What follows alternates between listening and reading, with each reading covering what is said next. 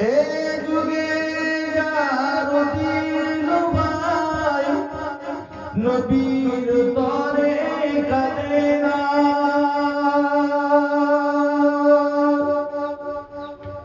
রোজ হাসর ভাইজান তারা নবীর শাফায়াত পাবে না। নবীর নামে দরুদ পড়ো ও ভাই মুমিন মুসলমান, তবে নবী খুশি হবে, খাঁটি হবে তোমার ঈমান। আল্লাহুম্মা সাল্লি আলা সাইয়্যিদিনা ওয়া আলা আলি সাইয়্যিদিনা। তবে একটু সামনের দিকে সরে আসুন, একটু সামনের দিকে সরে আসুন। কালমা জিকির করে লা ইলাহা ইল্লাল্লাহ, ইলাহা ইল্লাল্লাহ, লা ইলাহা ইল্লাল্লাহ মুহাম্মাদুর রাসূলুল্লাহ। এ দুনিয়া মুসাফির খানা, কবে হব মানজিলে রওনা। এ দুনিয়া মুসাফির খানা, কবে হব মানজিলে রওনা। মওতের পর্দা কবে উঠাবে, দিদারে হব ফানা। লা ইলাহা ইল্লাল্লাহ, লা ইলাহা, লা ইলাহা ইল্লাল্লাহ মুহাম্মাদুর রাসূলুল্লাহ। আল্লাহুম্মা সাল্লি আলা সাইয়্যিদিনা ওয়া আলা আলি সাইয়্যিদিনা।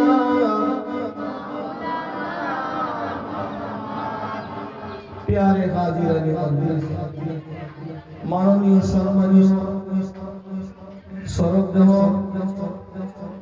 আমার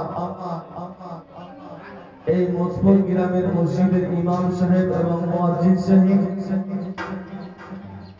সম্মানীয় সাহেবে দাওয়াত, বাড়িওয়ালা ভাইজান ওয়ালিনা, সম্মানীয় আমার সম্মুখে বসে থাকা দিন দরদি, ইসলাম দরদি, নামাজি, জাকিরি, আল্লাহ ওয়ালা ইমানদার মুমিন মুসলমান ভাই ও বাবাজি, সম্মানীয় পর্দা নাসিনা ইসলামী মমতাময়ী আমার আম্মাজান ও বহু জানেনা, আমি নাচিজ নালায়েক গুনাহগার তেতুলিয়ার জমিন থেকে এসেছি। মোহাম্মদ মুহাম্মদ সাহেবের গুনাহগার আওলাদ মোহাম্মদ বাহাউদ্দিন জাফারি, কেবলমাত্র আপনাদের দোয়া নিতে এবং আমির শরিয়াত মুজাদ্দিদুজ্জামান কুতুবুল আলাম পীর আবু বকর সিদ্দিক রাহমাতুল্লাহ আলাইহির সিলসিলার খিদমত।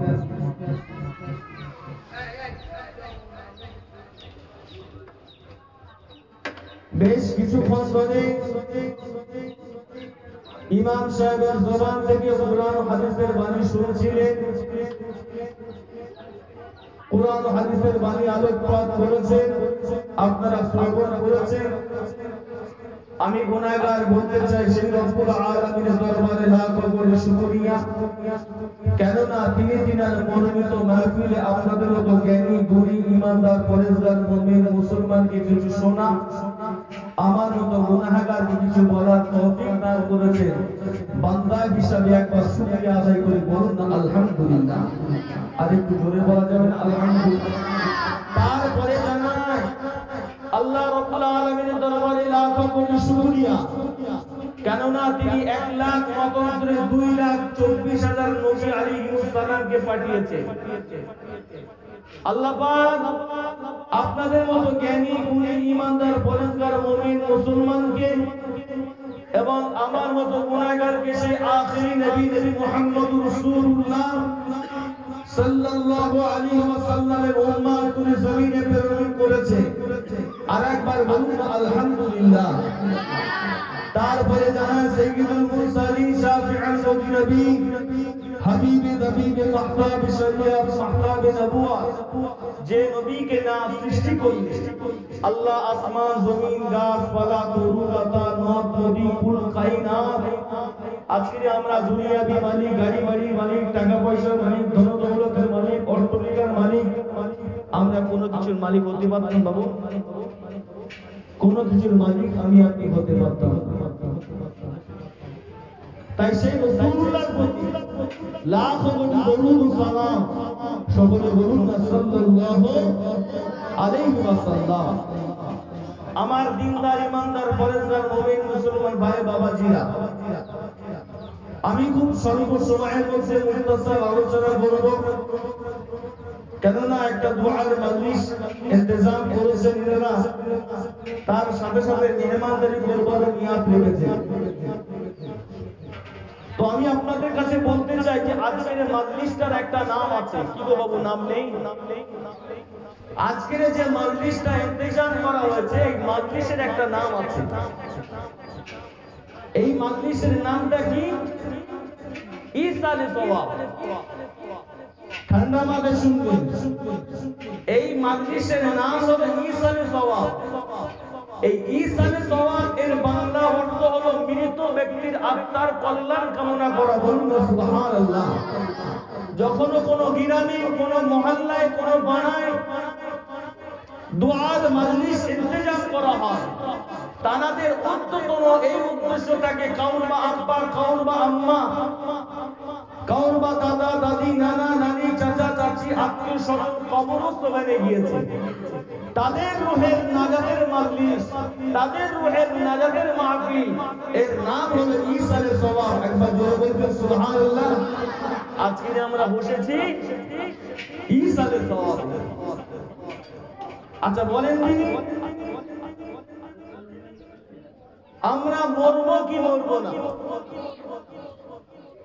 মরবো। আল্লাহ কুরআন পাকের মধ্যে বললেন ইজা জা আজালুহুম লা ইস্তাখিরুনা সাআতা ওয়া লা ইস্তাকদিমুন।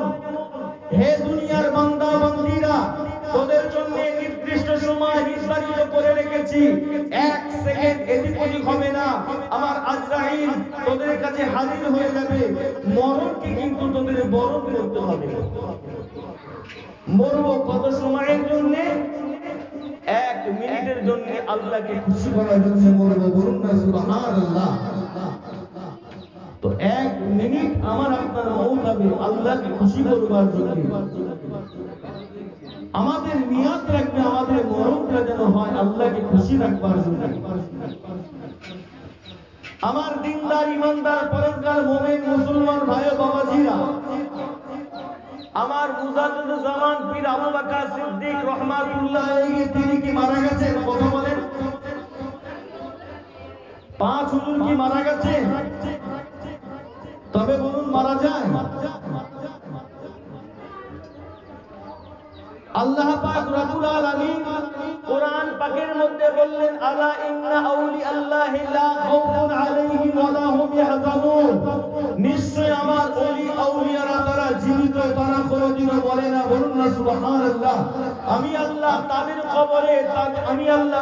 কবরে রিজিক পাঠিয়ে থাকি। আরেকবার জোরে বলবেন না সুবহানাল্লাহ। আমার ভাইজানেরা, কোন মজলিস আলোচনা করতে গেলে, কোন দুআ খায়রের মজলিস করতে গেলে আমার আপনার সর্বপ্রথম কোন কাজটি করা দরকার খেয়াল করতে হবে। সর্বপ্রথমে আমার আপনার কোন কাজটি করা দরকার সেটা হলো কি? সেটা হচ্ছে আমার আপনার নবী সাইয়্যিদুল মুরসালিন শাফিউল মুজনাবিন হুজুরে পাক সাল্লাল্লাহু আলাইহি ওয়াসাল্লামের প্রতি বেশি বেশি করে দরুদ পাঠ করা। কি ঠিক বললাম না ভুল বললাম? এবং উহার সওয়াব তাহার ওহের উপর বক্সে দেওয়া। কেননা উহাতে আল্লাহ পাক রব্বুল আলামিন এবং তাহার রাসূল উভয়ে দুজনে খুশি হন আর দরুদ পাঠকারী ব্যক্তি অসীম সওয়াবের অধিকারী হয়ে যায়। বলুন সুবহানাল্লাহ। আজকে আমরা এখানে বসেছি কিছু নেকি নেওয়ার উদ্দেশ্য, তাই তো নাকি? কিছু নেকি হাসিল করবার উদ্দেশ্য করে আমরা এই মাজলিসে বসলাম। এই নেকি হাসিল করতে গেলে আমাদের কি করতে হবে? আল্লাহ কোরআন পাকের মধ্যে জানিয়ে দিলেন, সূরার নাম সূরা আহজাব, পারা নম্বর 22, আয়াত নম্বর 56। আল্লাহ কি বলছে বিশ্ববাসীরা কানটা খাড়া করে শোনো। আমার আল্লাহ রাব্বুল আলামিন বললেন, ইন্নাল্লাহা ওয়া মালাইকাতাহু ইউসাল্লুনা আলান নবী। আমি আল্লাহ পাক রব্বুল আলামিন আমার হাবিবের প্রতি আমার রহমত প্রেরণ করে থাকি। বলুন না সুবহানাল্লাহ। আর ওই রহমতটুকু পাওয়ার জন্য আমার মালায়েকা ফেরেশতারা আমি আল্লাহ আমার হাবিবের প্রতি দরুদ শরীফ পড়তে থাকে। বলুন না সুবহানাল্লাহ। আমার প্রতি মাগফিরাতের জন্য তারা দোয়া করতে থাকে। আল্লাহ বলছেন, হে আমার বান্দা বান্দীরা, তোরা কি আমার রহমতটুকু নিতে চাস? আমরা কি রহমত নিতে চাই তো সবাই? তো আল্লাহ বলছেন, ইয়া আইয়ুহাল্লাযীনা আমানু সাল্লু আলাইহি ওয়া সাল্লিমু তাসলিমা। হে আমার বান্দা বান্দীরা, তোমরা যদি আমার রহমতটুকু নিতে চাও, আমার রহমতের ছামিয়ানার তলায় থাকতে চাও, তাহলে তোমরা বেশি বেশি করে আমার হাবিবের প্রতি দরুদ এবং সালাম পাঠ করবে। বলুন সুবহানাল্লাহ। আল্লাহ নবী হাদিস শরীফের মধ্যে বললেন, মান সাল্লা আলাইয়া ওয়াহিদাতান সাল্লাল্লাহু আলাইহি আশার। আমার আখিরি জামানার গুনাহগার উম্মতানিরা যদি কেউ আমার প্রতি একবার দরুদ শরীফ পাঠ করে, আল্লাহ তার নামায় আমালে 10টা নেকি লিখে দেন এবং আল্লাহ পাক তার নামায় আমালে 10টা নেকি লিখে দেন। বলুন না সুবহানাল্লাহ। আর এক রিওয়ায়াতে আল্লাহর নবী বললেন, যদি কেউ আমার প্রতি একবার দরুদ শরীফ পাঠ করে, আল্লাহ তার নামায় আমালে 10টা নেকি লিখে দেন এবং তার 10টা গুনাহ মাফ করে দেন এবং তার জন্য মর্যাদার 10টি স্তর উন্নতি করা হয়। বলুন সুবহানাল্লাহ। একবার রাসূলের প্রতি দরুদ পাঠ করলে 30টি নেকি পাওয়া যায়। শুধু তাই নয়, আল্লাহ রাসূল আরো বললেন, মান সাল্লা আলাইয়া ইনদা কবরি সামিতুহু ওয়া মান সাল্লা আলাইয়া নাইয়াল কুফিয়া মুরা দুনিয়াহু ওয়া আখিরাতিহি ওয়া কুনতু লাহু শাহিদান ওয়া শাফিআন ইয়াউমাল কিয়ামা।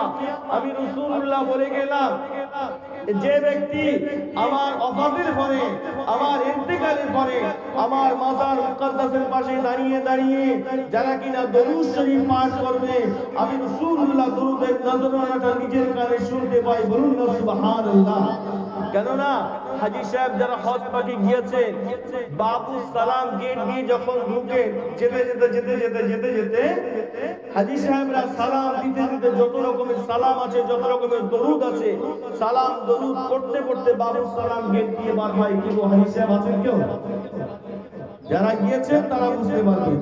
তো বাবাজি শুনেন, আল্লাহ রাসূল বলছেন, যার ক্ষমতা হলো না আসবার সৌভাগ্য যার হলো না, যদি কেউ আমাকে মহব্বত করে, আমাকে প্রেম করে, আমাকে ভালোবেসে আমি রাসূলুল্লাহ আমার প্রতি একবার দরুদ শরীফ পাঠ করে, যেখান থেকে করুক না কেন, বাড়িতে বসে হোক, মাদ্রাসা, মসজিদে, হাটে, বাজারে, যেখানেই করুক না কেন, তার নিয়তটা সঠিক নিয়তটা কি হবে? খালিস নিয়ত নিয়ে যদি কেউ দরুদ শরীফ পাঠ করে, আমি রাসূলুল্লাহ ওই দরুদের আওয়াজটা নিজে কানে শুনতে পাই। সুবহানাল্লাহ। অনেক বিস্তারিত ঘটনা, সেদিকে আমি যাচ্ছি না। আল্লাহ রাসূল যখন ইন্তেকাল হয়ে যাবেন, জিবরাইল আমিন আলাইহিস সালামকে বলছে, ওই সময় আল্লাহ রাসূল ইন্তেকাল হয়ে যাবার পরে হযরত আবু বকর সিদ্দিক রাদিয়াল্লাহু তাআলা আনহু দেখছেন যে আল্লাহ রাসূলের ঠোঁট মুবারকখানা বিড়বিড় করে নড়ছে। আবু বকর সিদ্দিক থমকে গেলেন, সাহাবাদেরকে ডেকে বললেন, আবু বকর সিদ্দিক কান লাগিয়ে শুনছেন যে আল্লাহ পাকের সঙ্গে আল্লাহ রাসূলের সঙ্গে কথোপকথন হচ্ছে। বলুন না সুবহানাল্লাহ। হযরত জিবরাইল আমিন আলাইহিস সালামের সঙ্গে কথোপকথন হচ্ছে। আল্লাহ রাসূল বলেছিল, হে জিবরাইল, আমি রাসূলুল্লাহ, আমি এখানে কি করে থাকবো? ওই সময় জিবরাইল আলাইহিস সালাম বলেছিল, ইয়া রাসূলুল্লাহ, বছরে বছরে একবার করে আপনার উম্মতনেরা দরুদ শরীফ পাঠাবে, বছরে একবার করে পাঠিয়ে দেব। আল্লাহ রাসূল বলেছিল আমি থাকতে পারবো না। 6 মাস পর আমি থাকতে পারবো না, 3 মাস আমি থাকতে পারবো না। এমন করে আল্লাহ রাসূল ওই সময় যখন বলছে হে জিবরাইল আমি থাকতে পারবো না, ওই সময় জিবরাইল আমিন আলাইহিস সালাম লাস্ট পজিশনে এসে বলেছিল, ইয়া রাসূলুল্লাহ, আপনার উম্মতানিরা যখনই দরুদ শরীফ পাঠ করবে, চোখের পলকে পলকে দরুদের নজরানাটুকু আপনার মাজার মুকদ্দাসে পৌঁছে দেবো। বন্ধু সুবহানাল্লাহ।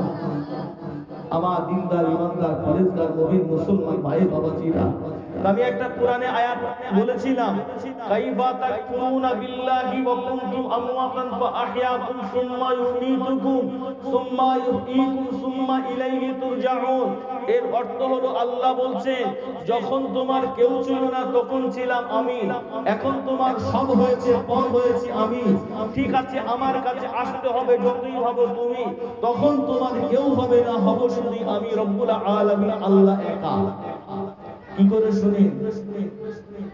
যখন আমাকে আপনাকে আল্লাহ আমাদের তামাম রূহ জগৎকে সৃষ্টি করেছিলেন, তামাম রূহ জগৎকে সৃষ্টি করে কি বলেছিলেন? আলাস্তু বিরাব্বিকুম, তাই তো নাকি? হে রূহ জগতেরা, আমি কি তোমাদের প্রভু নয়? তখন আমরা কি বলেছিলাম? ক্বালু বালা, হে আল্লাহ আপনি আমাদের প্রভু, আপনি আমাদের রব, আপনি আমাদের মালিক। এ কথা বলেছিলাম কি বলেনি? যখন রূহ জগৎ থেকে আমাকে আপনাকে মায়ের জগতে পাঠিয়ে দিলে, মায়ের জগতে মায়ের নাপাক রক্তটা চুষে চুষে খেয়ে আমরা আল্লাহকে আল্লাহ বলে স্বীকার করেছি, কি গো তাই তো নাকি? আমার ভাইজানেরা, কানটা খাড়া করে শুনে নেবেন, আল্লাহ পাক রব্বুল আলামিন আল্লাহ যখন রূহ জগৎ থেকে আমাকে আপনাকে মায়ের জগতে পাঠিয়ে দিলেন, মায়ের নাপাক রক্তটা চুষে চুষে খেয়ে আমরা আল্লাহকে আল্লাহ বলে স্বীকার করে নিয়েছিলাম, আল্লাহ রাসূলকে রাসূল বলে মেনেছিলাম। আর যখন এই দুনিয়ার জমিনে আসলাম, আমি আপনি আল্লাহ আল্লাহ রাসূলের সঙ্গে বেঈমানি, বাটপারি, চিটিংবাজি করতে শুরু করে দিয়েছি। ঠিক বললাম না ভুল বললাম? যদি বলেন কি করে, তাও আমি যুক্তি এবং তর্ক দিয়ে আমি বুঝিয়ে দিতে পারবো, কিন্তু সময় আমার অতটুকু সময় নেই। তবে বাবাজি শুনে, ওই দুনিয়ার জমিনে আমি আপনি যখন আসবো, মায়ের জগৎ থেকে আমাকে আপনাকে দুনিয়ার জমিনে পাঠানো হবে। সামনে একটু একটু সরে আসেন, একটু সরে আসেন। যখন মায়ের জগৎ থেকে আমাকে আপনাকে দুনিয়ার জমিনে পাঠানো হবে, পাঠাবার 3 দিন পূর্বে আল্লাহ মায়ের জগতে একটা রহমতের মালাইকা ফেরেশতাকে পাঠিয়ে দেন। ওই ফেরেশতাটার নাম হলো মালাকুল আরহাম ফেরেশতা। বলুন না সুবহানাল্লাহ। ও ভাইজানেরা, ও সোনামানিকেরা, সোনার চাঁদিরা, কান ঢাকার করে শুনে নেবেন, আমাকে আপনাকে যখন দুনিয়া জমিনে পাঠানো হবে, দুনিয়া জমিনে পাঠাবার 3 দিন পূর্বে আল্লাহ মায়ের গর্ভেতে একটা রহমতি মালাইকা ফেরেশতাকে পাঠিয়ে দেন। ওই ফেরেশতাটার নাম হলো মালাকুল আরহাম ফেরেশতা। মালাকুল আরহাম ফেরেশতা মায়ের জগতে এসে আমাকে আপনাকে বলেছিলেন, ও আল্লাহ পাকের বান্দা, ও আল্লাহ পাকের বান্দি, তোমরা এই জগতে থাকতে চাও না, দুনিয়া নামক একটা জায়গা আছে, ওই জায়গায় তোমরা যেতে চাও। ওই সময় আপনি বলেছিলাম, এ আল্লাহ পাকের মালাইকা ফেরেশতা, আমরা মায়ের গর্ভে থেকে মায়ের পাক রক্তটা চুষে চুষে খেয়ে আল্লাহকে আল্লাহ বলে মেনে নিয়েছি, আল্লাহ রাসূলকে রাসূল বলে মেনে নিয়েছি। দুনিয়া নামক জায়গায় আমরা যেতে চাই না। আল্লাহ মালাইকা ফেরেশতা ওই সময় আমাকে আপনাকে বলেছিলেন, ও আল্লাহ পাকের বান্দা, তোমাকে মায়ের জগতে রাখা হবে না, মায়ের গর্ভে রাখা হবে না, কেননা 3 দিন অতিবাহিত হয়ে গেলে দুনিয়া জমিনে তোমাকে পাঠানো হবে, মায়ের গর্ভস্থান থেকে দুনিয়া জমিনে পাঠানো হবে। আল্লাহ কুরআন পাকের মধ্যে বললেন, ওমা খালাকুল জিন্না ওয়াল ইনসা ইল্লা লিয়াবুদুন, আমি আল্লাহ জিন এবং ইনসানকে সৃষ্টি করেছি কেবলমাত্র আমি আল্লাহ আমার ইবাদত বান্দেগি করবার জন্য। বলুন সুবহানাল্লাহ। আজকে আমরা দুনিয়া জমিনে এসে আল্লাহর ইবাদত দূরের কথা, দুনিয়ার মুহাব্বতে পড়ে, দুনিয়ার প্রেমে পড়ে, দুনিয়ার ভালোবাসায় পড়ে আজকে আমরা সেই আল্লাহকে আল্লাহ বলে মানতেছি না, আমরা রাসূলকে রাসূল বলে মানতেছি না। ও আমার ভাইজানেরা, আজকে আমি আপনি কত নোংরা কাজ করছি একটু ঠান্ডা মাথায় ভাবলে বুঝতে পারবো। কারণ আমাকে আপনাকে যখন দুনিয়ার জমিনে পাঠানো হয়েছে আল্লাহ একটাই মাত্র উদ্দেশ্য, সেটা হলো আল্লাহ পাকের ইবাদত বন্দেগী করবার জন্য আল্লাহ পাঠিয়েছে। নামাজ কি শুধু ইবাদত? দুনিয়ার জমিনে আল্লাহ বলছেন সবটা ইবাদতের মধ্যে গণ্য হবে। তুমি চাষ করছো, তুমি সংসার ধর্ম করছো, ছেলে মেয়ে তুমি সেবা সব দায়িত্ব পালন করছো, মানুষ করছো, তোমার মা বাপের খিদমত করছো, তুমি বাজার করছো, তুমি সাইকেল চালাচ্ছো, ভ্যান চালাচ্ছো, গাড়ি চালাচ্ছো, যা কিছু তোমার ইবাদতের মধ্যে গণ্য হবে। বলুন না সুবহানাল্লাহ। তবে তোমার শর্ত হলো তোমার নিয়তটা ঠিক রাখতে হবে, আর উপার্জনটা হালাল রুজি উপার্জন করতে হবে। হালাল রুজি যদি তুমি উপার্জন করতে পারো, হালাল খানা তুমি খেতে পারবে, ইবাদত হবে। হালাল বস্ত্র পরিধান করতে পারবে, তোমার ইবাদত হবে। হালাল জিনিস তুমি যা কিছু করবে সব হালালের মধ্যে গণ্য হবে, সবটা ইবাদতের মধ্যে গণ্য হবে। বলুন না সুবহানাল্লাহ। তবে সব চাইতে আল্লাহ পাকের দরবারে শ্রেষ্ঠ ইবাদত হলো আল্লাহ পাকের রিজামন্দি হাসিল করবার জন্য আল্লাহ পাকের হুকুম 5 ওয়াক্ত নামাজকে আদায় করা। বলুন না সুবহানাল্লাহ। আমার ভাইজানেরা, এই দুনিয়া হলো ক্ষণস্থায়ী দুনিয়া, এই দুনিয়াটা চিরস্থায়ী দুনিয়া নয়। একদিন আমরা কবরের বাসিন্দা সবাই বেরিয়ে চলে যাব। আজকের চিন্তা করেন, সেই দুনিয়ার জমিন ছেড়ে আমরা যখন চলে আসলাম, মায়ের গর্ভে থেকে আমরা যখন দুনিয়ার জমিনে আসলাম, দুনিয়ার মহব্বতে পড়ে আমরা এত কিছু করছি। আল্লাহ রাসূল যখন 1 তারিখে মেরাজে গেলেন, যেতে যেতে গিয়ে দেখছেন যে একটা বিশাল বড় সোনার ময়দান, সেই সোনার ময়দানে একটা সোনার পাখি এসেছে, তার গায়ে 30 পারা কোরআনের বাণী লেখা রয়েছে। ওই পাখিটা নোংরা টুকরে টুকরে টুকরে টুকরে খাচ্ছে। জিবরাইল আমিন আলাইহিস সালামকে জিজ্ঞাসা করলো, ভাই জিবরাইল কারণটা কি? জিবরাইল এই কথা শুনে অঝর নয়নে ক্রন্দন করছে। কিতাবের মধ্যে আছে এত কাঁদা কেঁদেছিলেন।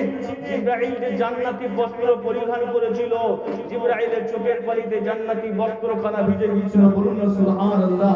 আল্লাহ রাসূল বলেছিল, ভাই জিবরাইল আমি তো তোমাকে একটা কথা জিজ্ঞাসা করলাম, তুমি উত্তর না দিয়ে কাঁদছো কেন? ওই সময় জিবরাইল আমিন আলাইহিস সালাম বলেছিল, ইয়া রাসূলুল্লাহ এই জন্য কাঁদছি, আপনার উম্মতদেরকে আল্লাহ সব থেকে শ্রেষ্ঠ উম্মত, যার নাম আল্লাহ দিলেন আশরাফুল মাখলুকাত। বলুন না সুবহানাল্লাহ। সেই আশরাফুল মাখলুকাত তারা কিনা যখন রূহ জগতে ছিল আল্লাহকে মেনেছিল, মায়ের জগতে যখন ছিল আল্লাহকে মেনেছিল, আজকের দুনিয়ার জগতে গিয়ে দুনিয়ার আত্মীয় স্বজন, বন্ধু বান্ধব, পাড়া প্রতিবেশী, বিবি সাহেবা, সন্তান আদি জমি জায়গা, বাগান বাগিচা, গাড়ি বাড়ি সব পেয়ে গিয়ে তারা কিনা আল্লাহ আর আল্লাহ রাসূলকে ভুলে গিয়েছে। ইয়া রাসূলুল্লাহ, ইয়া হাবিবাল্লাহ বলুন, তারা শরিয়াত সম্পর্কে জ্ঞান রাখবে, ইসলাম সম্পর্কে জ্ঞান রাখবে, তাদের মুখে কোরআন সম্পর্কে জ্ঞান থাকবে, হাদিস সম্পর্কে জ্ঞান থাকবে, কোন রাস্তাটা সঠিক রাস্তা, কোন রাস্তা বেঠিক রাস্তা, এ সম্পর্কে তারা জ্ঞান রাখবে। এত জ্ঞান থাকা সত্ত্বেও তারা নোংরা খাবে, এই যে তারা সুদ খাবে, হারাম খাবে, জুয়া খেলবে, মদ্যপান করবে, এই তারা নোংরা টুকরে টুকরে টুকরে টুকরে খায়। কি গো বাবাজি, আমরা চিটিংবাজি করছি কি করছি না? একটু বুকে হাত থেকে আমরা বলি, আমার ভাইজানেরা, আল্লাহ পাক বললেন, যখন তোমার কেউ ছিল না তখন ছিলাম আমি। যখন তোমাকে দুনিয়া জমিনে পাঠানো হয়নি, আমি আল্লাহ আমাকে আল্লাহ বলে মেনেছো। এখন আমি আল্লাহ তোমাকে দুনিয়া জমিনে পাঠালাম, এখন তোমার সব হয়েছে, বিবি সাহেবা হয়েছে, প্রতিবেশী হয়েছে, সন্তান আদি হয়েছে, গাড়ি বাড়ি দৌলত হয়েছে, এখন আমি আল্লাহ পর হয়ে গিয়েছি। ঠিক আছে বান্দা, আমার কাছে আসতে হবে, যতই ভাবো তুমি, তখন তোমার কেউ হবে না, অবশ্যই রব্বুল আলামিন আমি আল্লাহ একা। সুবহানাল্লাহ।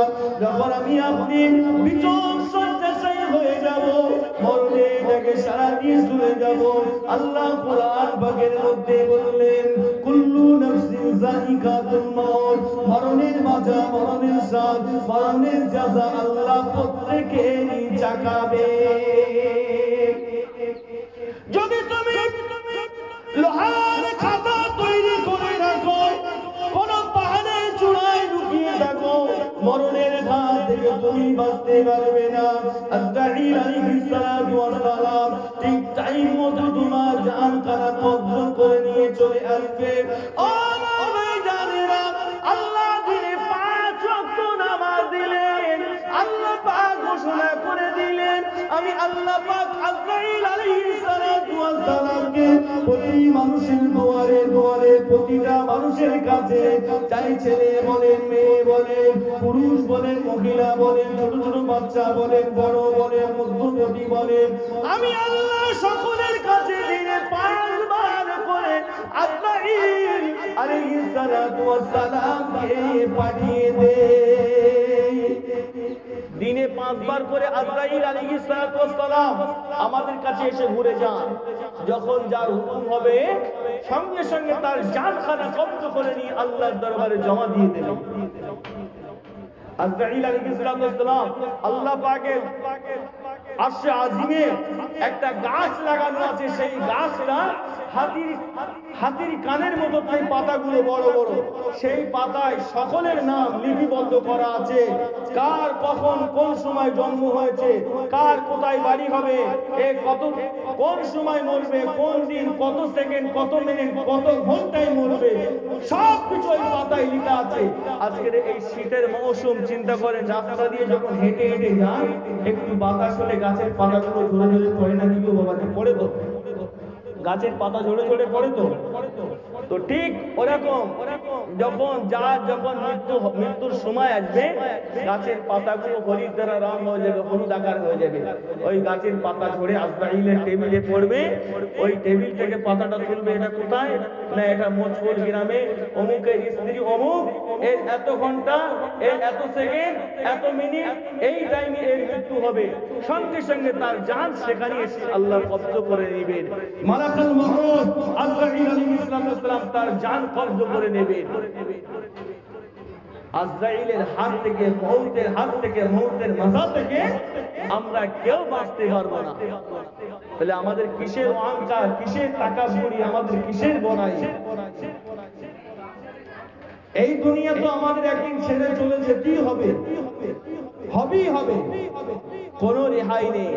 কোথায় বাবাজি, আজকে আমরা দুনিয়া জমিনে ঘর বানালাম, বাড়ি বানালাম, একতলা দুতলা ঘর, আবার কেউ 14-12 করছে, কেউ 12-13 করছে, বিভিন্ন বড় ছোট ঘরে হবে না, খাট রাখবো, শোকেস রাখবো, আলমারি রাখবো, টিভি রাখবো, ফ্রিজ রাখবো, এরকম মানুষের একটা ধারণা থাকে তো নাকি? এরকম আশা থাকে। তো আজকের চিন্তা করেন, কবর লম্বায় কত হাত বলেন তিনি? যারা কবর করে, কবর লম্বায় কত হাত বাবু? 3.5 হাত, আর আড়ে আড়াই হাত, তাই তো নাকি? আড়ে আড়াই হাত। তাহলে আমি যে এত কোটিপতি, এত টাকার মালিক, এত গাড়ি বাড়ির মালিক, আর আমার কবরটা এরকম 2.5 হাত হবে? হ্যাঁ, আমার কবরটা আড়ে আড়াই হাত হবে, আর লম্বায় 3.5 হাত হবে? হবে তো বাবু? ও ভাই জানেরা, ঠান্ডা মাথায় শুনে নেবেন, আমার আল্লাহ পাক জানালেন, যখন তোমার ইন্তেকাল হয়ে যাবে, তোমার জানখানা কবজ করে দিয়ে আমি আল্লাহ আমার কাছে আজরাইল জমা দিয়ে যাবে। যখন তোমাকে কবরে শুইয়ে রেখে চলে যাবে, তোমার আত্মীয় স্বজনেরা, তোমার সন্তানাদিরা, তোমার পাড়া প্রতিবেশীরা সকলে যে যার মতো 3 মতো মাটি দিয়ে মিনহা খালাকনাকুম ওয়া ফিহা নুঈদুকুম ওয়া মিনহা নুখরিজুকুম তারাতান উখরা, 3টি গোলাম কথা বলে 3 মুঠো মাটি দিয়ে যে জান্নাতে চলে যাবে। কিতাবের মধ্যে লেখা আছে আল্লাহর বান্দা যখন কোন মুর্দাকে দাফন করবার পর 40 কদম চলে যায়, 40 কদম চলে যাওয়ার পরে আল্লাহ পাক রব্বুল আলামিন ওই কবর দিয়ে একটা মালাইকা ফেরেশতাকে পাঠিয়ে দেয়। ওই ফেরেশতাটার নাম কি বাবাজি? কথা বলেন, আপনারা জানেন না নাকি? আমার ভাই জানেন না, কানটা খাড়া করে শুনে নেবেন। আমরা সবাই জানি 40 কদম চলে গেলে কবরে ফেরেশতা সে মুনকার নেকির ফেরেশতা না, সর্বপ্রথম মুনকার নেকির ফেরেশতা আসে না। সর্বপ্রথমে আমার আপনার কবরে একটাই ফেরেশতা আসে, সেই ফেরেশতাটার নাম হলো রুমাত ফেরেশতা। সুবহানাল্লাহ। কি ফেরেশতা বললাম? রুমাত ফেরেশতা। রুমাত ফেরেশতা আমার আপনার কাপড়খানা ছিঁড়ে খাতা বানাবেন। খাতা আমার আপনার কাপড়খানা ছিঁড়ে খাতা বানাবেন। আমাদের কবরে পুরা দোয়া থাকে, আমাদের জবান আলাদা নিয়ে আমাদের শাহাদাত আঙুল করে দেন। আল্লাহ রুমাত ফেরেশতা মালাইকা ফেরেশতা ওই আঙুল নিয়ে কলম বানাবেন। দরুদ শরীফ পড়ুন। আল্লাহুম্মা সাল্লি আলা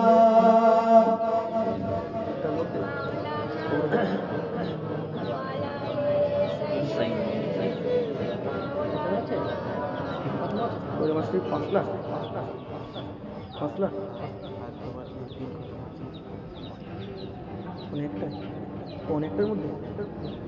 আচ্ছা আচ্ছা ঠিক আছে। খুব স্বল্প সময় ছেড়ে দেবো বাবু। কবরের কথা আলোচনা করলে না শেষ হবে না। তো ইনশাআল্লাহ কবরের ভয় আমাদের অন্তরে বেশি বেশি করে জাগাতে হবে। কি করব, তাই তো নাকি? আল্লাহ পাকের একটা মালাইকা ফেরেশতা আসবে। কি ফেরেশতা বলেছিলাম? মনে আছে আপনাদের? রুমাত ফেরেশতা। মনে নেই? রুমাত। ওই রুমাত ফেরেশতা আমাদের শাহাদাত আঙুল দুটো নেবে, আমাদের জিহ্বাটা কালি বানাবে। জীবনে যা কিছু যতটা নেকির কাজ করেছি, যতটা গুনার কাজ করেছি, সব কিছু আমার নিজের আঙুলের দ্বারা লিপিবদ্ধ করবে। আমার আঙুলের দ্বারা লিপিবদ্ধ করিয়ে ওই সময় তাবিজ আকার বানিয়ে ওই আমার গলায় বেঁধে দিয়ে চলে যাবে ফেরেশতারা। রুমাত ফেরেশতা এবারে চলে যাবে। রুমাত ফেরেশতা চলে গিয়ে তারপরে আসবে কোন ফেরেশতা? মুনকার নেকির ফেরেশতা। মুনকার নেকির ফেরেশতা আসবেন। মুনকার নেকির ফেরেশতা যে প্রশ্ন করবেন, মান রাব্বুকা, এ আল্লাহর বান্দা তুমি বলো তোমার রব কে? মান নবিয়ুকা, মান দীনুকা, তোমার দ্বীন কি? মান নবিয়ুকা, তোমার নবী কে?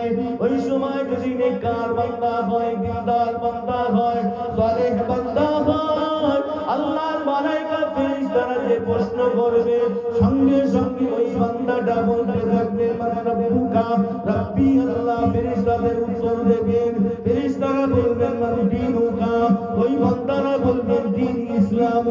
ফেরেশতারা বলবেন মান নবিয়ুকা, আল্লাহ নেককার বান্দা বলবেন নবী মুহাম্মদুর রাসূলুল্লাহ সাল্লাল্লাহু আলাইহি ওয়াসাল্লাম নবিয়ুর রাসূলুল্লাহ। সুবহানাল্লাহ। ফেরেশতারা ওই সময় প্রশ্নের জবাবগুলো পেয়ে গিয়ে আল্লাহ দরবারে চলে যাবে। আল্লাহ আপনার এই বান্দাটা সঠিক উত্তর দিয়েছে, আল্লাহ আপনাকে সাক্ষ্য দিয়েছে, আল্লাহ আপনার বান্দাটা প্রশ্নের উত্তরগুলো দিয়ে দিয়েছে। এবারে আমি রায়কে কি করব আপনি বলুন আল্লাহ।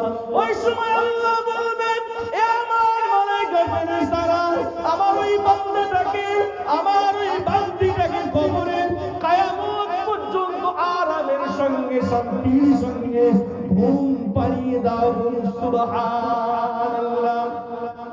ও আমার ভাইজানেরা, ফেরেশতা যখন প্রশ্ন করবেন তারা প্রশ্নের উত্তরগুলো দিয়ে এমন করে আল্লাহ পাকের ওই মুর্দা ব্যক্তি, ওই ইন্তেকাল করনে वाला ব্যক্তি ওই মাইয়িতটা কি করবেন ওই সময় উঠে দাঁড়িয়ে যাবেন ফেরেশতারা বলবেন কি ব্যাপার কি উঠে দাঁড়ানে কেন ওই সময় ওই বান্দা ওই বান্দীরা বলবেন আমার আসরের শেষ টাইম হয়ে গিয়েছে আসরের নামাজ আমি আদায় করব আসরের নামাজ পড়ব মুর্দাকে যখন কবরে শোয়ানো হবে সকালবেলা বলেন দুপুরবেলা বলেন রাত 12টায় বলেন বিকালে বলেন মাগরিবে বলেন ইশায় বলেন যখনই আমরা দাফন করব তখন ওই টাইমটা হবে আসরের শেষ টাইম বলবেন না সুবহানাল্লাহ আসরের শেষ টাইম মুর্দা ব্যক্তি তখন প্রশ্ন উত্তরগুলো দিয়ে বলবে হাই আমি তো নামাজ পড়বো নামাজের শেষ টাইম হয়ে গিয়েছে ওই সময় ফেরেশতারা বলবে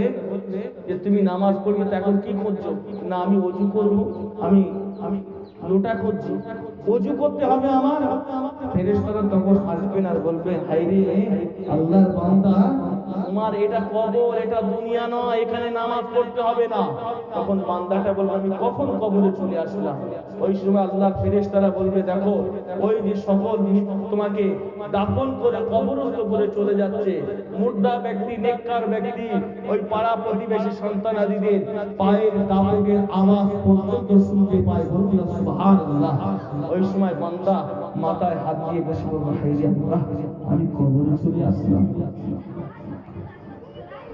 চিন্তা করুন আল্লাহর মালায়েকা ফেরেশতারা বলবেন আল্লাহ আমি কি করব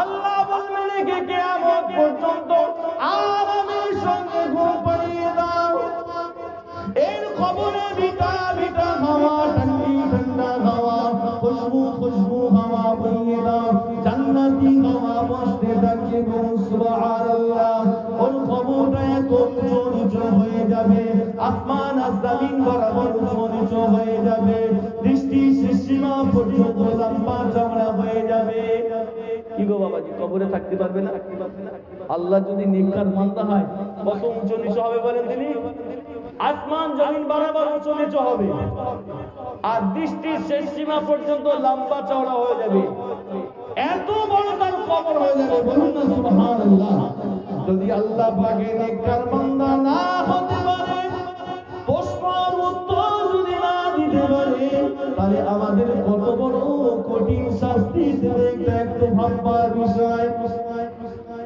খুব সংক্ষেপে আলোচনা করব আল্লাহ রাসূলের বেটি আম্মা ফাতিমা জোহরা রাদিয়াল্লাহু তাআলা আনহা তিনি যখন ইন্তেকাল করলেন তেনা লাশ মুবারক কবরে যখন রাতের বেলা নিঃশব্দ রাতে কবরস্থানে নিয়ে যাওয়া হচ্ছে জান্নাতুল বাকি মদিনার কবরস্থান জান্নাতুল বাকিয়া ওই জান্নাতুল বাকিয়া কবরস্থানে নিয়ে যাচ্ছে হযরত আলী রাদিয়াল্লাহু তাআলা আনহু বলছেন হযরত বিলাল বলছেন আমরা দূর থেকে দেখতে পেলাম কে যেন আল্লাহ রাসূলের বেটির কবরের পাশে চুপটি মেরে দাঁড়িয়ে রয়েছে আমরা দূর থেকে দাঁড়িয়ে গেলাম কি ব্যাপার কারণটা কি কে দাঁড়িয়ে আছে আস্তে আস্তে টুক করে আল্লাহ রাসূলের বেটি লাশ মুবারক টুকু নিয়ে যখন কবরে নিকট করতে গেলাম ওই সময় গিয়ে দেখলাম অন্য কেউ নয়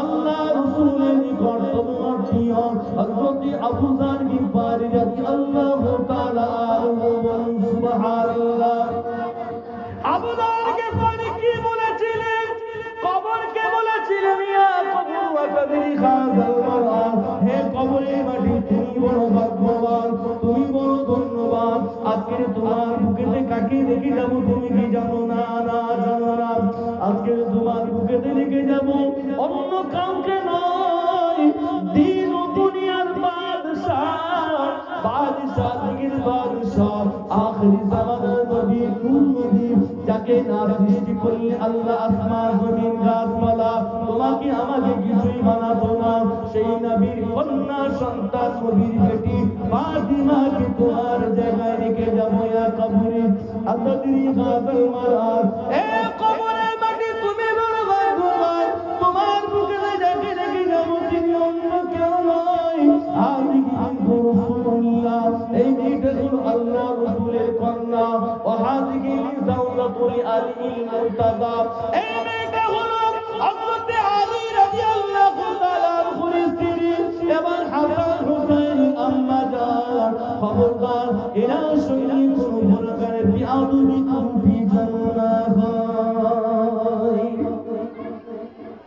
গেফফারি এ কথা বলেছিলেন কবর কি খবরদার নবীর বেটির সঙ্গে কোনো প্রকারের বেয়াদবি ত্রুটি যেন না হয়। তখন কবর কি বলেছিলেন বাবু, কবর কি বলেছিলেন? কবর ওই সময় আল্লাহ পাক কবরের জবান খুলে দিয়েছিলেন, বলবেন না সুবহানাল্লাহ? কবরের জবানটা আল্লাহ খুলে দিয়েছিলেন। কবর ওই সময় বলেছিলেন, এ বুলাগের বাড়ি শুনে নাও, জেনে নাও, মানা মাওলাও হাসাবির ওয়া নাসাবি, আমি কবর কাও হাসাব রাসূল কারুর রূপ জবানের গরম, টাকা পয়সা গরম, অর্থনীতির গরম, ধনদৌলতের গরম, আমি কবর কোনো গরম সহ্য করব না। কি আলমি বেটা, আলিমের বেটি, মাওলা মুফতি সাহেবের বেটা, কি এমএলএ এমপি নেতা মন্ত্রী বেটা, নেতা মন্ত্রী বেটি, আমি কবর কাউন সত্য গরম সহ্য করব না। আমার বুকের ভিতরে আল্লাহ পাকের ওই বান্দা, ওই বান্দিটা সুখে শান্তিতে থাকতে পারবে যার ভিতরে নেক আমল পাওয়া যাবে। যদি আমল করে আসে আমি কবর তার জন্য আসমান জমিন বরাবর উঁচু হয়ে যাব, সৃষ্টি শেষ সীমা পর্যন্ত লম্বা চওড়া হয়ে যাব। সুবহানাল্লাহ। আপনাকে বলি শুনে না, যার ভিতরে আমল পাওয়া যাবে না, আমল করে আসতে পারবে না, আমি কবর তাকে ডান দিক দিয়ে চাপ দেব, ডান পাশে ডান গুঁড়ো হয়ে বাম দিকে চলে যাবে। আমি কবর বাম দিক দিয়ে চাপ দেব, বাম পাশে ডান গুঁড়ো হয়ে ডান দিকে চলে যাবে। আমি কবর মাথার দিকে চাপ দেব, মাথা গুঁড়ো হয়ে পায়ের দিকে চলে যাবে। আমি কবর পায়ের দিকে চাপ দেব, পা গুঁড়ো হয়ে মাথার দিকে চলে যাবে। এ আবু দাইকে বলি শুনে নাও, জেনে নাও, এই আযাব আমি কবর কিয়ামত পর্যন্ত ওকে দিতে থাকবো। ও আমার ভাইজানেরা, আল্লাহ রাসূলের বেটির সময় যদি কবর এত বড় কথা বলে, তাহলে আমি আপনি কোথাকার কে? আমি আপনি যখন কবরে চলে যাব, সেই কবরের কথা কি একটু ভেবে ভেবেছেন বাবু? আমার আপনার দুনিয়া জমিনের শেষ, আখিরাতের শুরু, যে ঘাটিটার নাম হলো কবর। আখিরাতের সর্বপ্রথম মঞ্জিল কোনটা? আল কবরু আউয়ালু মিন মানাজিল আখিরাহ। দুনিয়ার শেষ আর আখিরাতের শুরু, যার নাম হলো কবর। সেই কবরে প্রথম মঞ্জিলে যদি আমি আপনি পাস হয়ে যাই, তবে আমরা সব মঞ্জিলে পাস হয়ে যাব। বলবেন না সুবহানাল্লাহ? ও আমার ভাইজানেরা, আজকের এই বাড়িওয়ালা বাবুর সন্তানেরা তার আম্মাজানের উদ্দেশ্য করে এই যে সাবরাসানির মজলিস, কলেমা খানির মজলিস ইন্তজাম করেছে। আচ্ছা বাবু, এই মজলিস করে কি কোনো লাভ হবে? কথা বলেন। এখন তো কিছু মানুষ বলছে কি জানেন, বলে বড় মানুষের গালে ঘাস দিয়ে দেখো লাভ হবে, বলছে না? কি বলছে তো নাকি? বলে কোনো লাভ হবে না। কি করে লাভ হবে না উনি কি করে বুঝতে পারবেন? ইন্নামাল আমালু বিন্নিয়াত, নিয়তটা কি? যে এই সওয়াবটুকু আমার আম্মাজান, আমার দাদুজান, আত্মীয় স্বজন যারা চলে গিয়েছে, তাদের রূহের মাগফিরাতের জন্য আল্লাহর দরবারে দোয়া চাও। তো বাবু শোনেন, একজন আল্লাহর ওলি, নাম ছিল হযরতে কেলাবা রাহমাতুল্লাহ আলাইহি। না লাভ হবে কি না হবে না একটু ভাবেন, চিন্তা করেন। আল্লাহর ওলি কেলাবা রাহমাতুল্লাহ আলাইহি 1 তারিখে তিনি কবরস্থানের পাশ দিয়ে হেঁটে হেঁটে যাচ্ছেন। এমন সময় যেতে যেতে কবরবাসীদিগকে সালাম দিলেন। সালামের জবাবটুকু তিনি পেলেন। তিনি সালামের জবাবটুকু পেয়ে তাকিয়ে কাশ করে দেখছেন কিনা যে ওই কবরের মানুষগুলো কবরের উপরে বসে তারা আনন্দ ফুর্তি খেলা তামাশা জান্নাতি খানা বসে বসে খাচ্ছে। বলবেন না সুবহানাল্লাহ? আর একটু জোরে বলা যাবে না সুবহানাল্লাহ? ও ভাইজানেরা, খেয়াল করবেন, ওই সময় আবু তালেবের পানি বলেছিল, ও কবরবাসীরা, কি ব্যাপার তোমরা এখানে বসে জান্নাতি খানা খাও, এত আনন্দ করতে, এত তামাশা করেন, কারণটা কি? ওই সময় কবরবাসীরা বলেছিল, হে আবু তালেবের পানি, শুনে না, চেনে না, আজকে আমরা বড় ভাগ্যবান, আজকে আমরা বড় ধন্যবান, কেননা আমরা দুনিয়ার জমিন জমিনে নেক সন্তান সন্ততির কে আসতে পেরেছি, বলুন সুবহানাল্লাহ। আজকের দুনিয়ার জমিনে আমরা নেক স্বামীর কে আসতে পেরেছি, দুনিয়ার জমিনে নেক পাড়া প্রতিবেশীকে রেখে আসতে পেরেছি। আজকের তারা আমাদের রূহের নাজাতের জন্য, আমাদের রূহের নাজাতের জন্য আল্লাহ তোমার দুটি গুণা করে চোখের পানি ফেলে তারা দোয়া চেয়েছিল। আল্লাহ তোমার তারা যখন কাকুতি মিনতি করে দোয়া চেয়েছিল, আল্লাহ পাক রব্বুল আলামিন ওদের দোয়ার বাবর করে আমাদের কবরে আযাবগুলো মাফ করে দিয়ে আল্লাহ আমাদের কবরে জান্নাতি খানা পৌঁছে দিয়েছেন, বলুন সুবহানাল্লাহ। আমাদের কবরে আযাবগুলো আল্লাহ মাফ করে দিয়েছেন, বলুন সুবহানাল্লাহ। দুনিয়া যত লোক করুক না কেন, যদি সন্তানের একটু আল্লাহর দরবারে দোয়া চায়, যদি 1 লাখ লোক থাকবে, একটা সন্তান থাকবে, কার দোয়াটা আগে কবুল হবে বলেন দিন? সন্তানের দোয়া। সন্তান কিছুই না জানুক, ওকুর রব্বির হামহুমা কামা রব্বায়ানি সাগীরা। সন্তান যদি দুটি ফুটা করে চোখের পানি ফেলে আল্লাহর দরবারে দোয়া চায়, স্বামী যদি স্ত্রীর জন্য আল্লাহর দরবারে দোয়া চায়, লক্ষ লক্ষ লোকের চাই থেকে সন্তানের দোয়া, স্বামীর দোয়া আমার আল্লাহ পাক সাথে সাথে কবুল করে দেবেন, বলুন সুবহানাল্লাহ। আবু জারকে পানি খুশিতে বাগে বাগ হয়ে গেল। ওই সময় হাসতে হাসতে আরেকটা কবরস্থানে গেল। আরেকটা কবরস্থানে গিয়ে ওই সময় আবু জারকে পানি দেখেছিলেন, কবরবাসীকে সালাম দিচ্ছেন, সালামের জবাব পেলেন না। প্রথমবার জবাব পাননি, দ্বিতীয়বার জবাব পাননি, তৃতীয়বার জবাব পাননি, চতুর্থবারের মাথায় সালাম দেওয়ার পরে একটাই ভাষা বেশি বেশি আছে, কে আছো বাঁচাও, কে আছো বাঁচাও। আবু যার গিফতারি ওই সময় কবরবাসীকে বলেছিল, হে কবরবাসীরা কি ব্যাপার, তোমরা এত ক্রন্দন করছো কেন, এত কাঁদছো কেন? বলেছিল, হুজুর আমরা খুব কষ্টের মধ্যে আছি, আমাদের সন্তানরা সেই কবরস্থ করে ওরা চলে গিয়েছে, আমাদের কথা একটুও তারা স্মরণ করে না, আমাদের রূহের নাজাতের জন্য একটুও তারা দোয়া করে না, সেই কষ্টে আমরা কষ্ট আছি। হে আবু যার, হে আল্লাহর ওলি কিলাবা রহমাতুল্লাহ আলাইহি, আপনি যদি একটু আমাদের জন্য ওদের কাছে গিয়ে বলেন, যদি একটু আমার সন্তানের দোয়া চায়, আল্লাহ হয়তো মাফ করে দিতে পারেন, বলুন না সুবহানাল্লাহ। অনেক ঘটনা, এইবারই শেষ করছি। আবু যার গিফতারি বলেছিল, ওই গ্রামবাসী পাড়া প্রতিবেশীকে নিয়ে যখন কবরস্থান কবরবাসীদের কাছে এসেছিল, ওই কবরবাসীদের রূহের নাজাতের জন্য দোয়া চেয়েছিল, আল্লাহ কবরে আযাব মাফ করে দিয়ে পুনরায় তাদের কবরে জান্নাতি খানা এনে দিয়েছিলেন, বলুন না সুবহানাল্লাহ। অনেক কবরের কথা কিতাবের মধ্যে আছে, লিখতে লিখতে কলমের কালি শেষ হয়ে যায়, কিন্তু লেখা শেষ হয় না। কবর, হাসর, মিজাজ, ফুলসিরাতের কথা শুনতে শুনতে মানুষ আল্লাহটাকে পাড়ি দিয়ে চলে যায়, কিন্তু কবর হাসরের কথা শোনা কোনোদিন শেষ হবে না। শেষ হবে? শেষ হবে না। তবে বাবু, আমরা এই দুনিয়ার জমিনে, আপনি বলুন, দুনিয়ার জমিনে কবরে আমরা যখন চলে যাব, একা যাব না আমাদের সঙ্গে? কথা বলেন, সঙ্গে আমাদের পাড়া প্রতিবেশী, বিবি সাহেবা, সন্তান আদি কেউ যাবে? তাহলে আমাদের একা যেতে হবে না সঙ্গে কেউ যাবে? একা যেতে হবে না, সঙ্গে আমাদের একজন একজন যাবে। কে যাবে? সঙ্গে আমাদের হয় আমল যাবে, না হয় গোনা যাবে। যদি আমরা আমল করতে পারি তবে আমাদের আমলটাই কামিয়াবি হবে।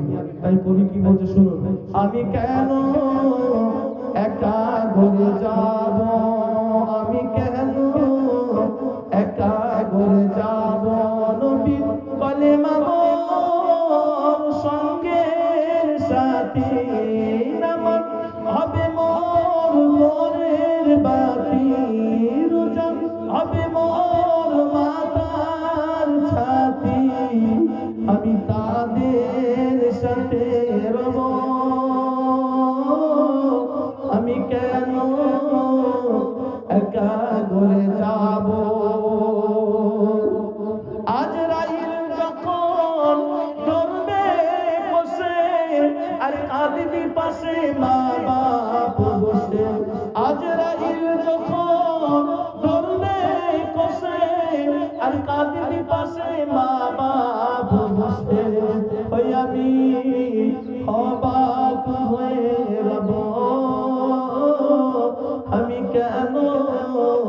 একা করে যাব ছাদ হবে মোর বাঁশের কাঠি আর মাটি দিয়ে মোর দেবে গোটাকি ছাদ হবে মোর বাঁশের কাঠি আর মাটি দিয়ে মোর দেবে গোটাকি ওই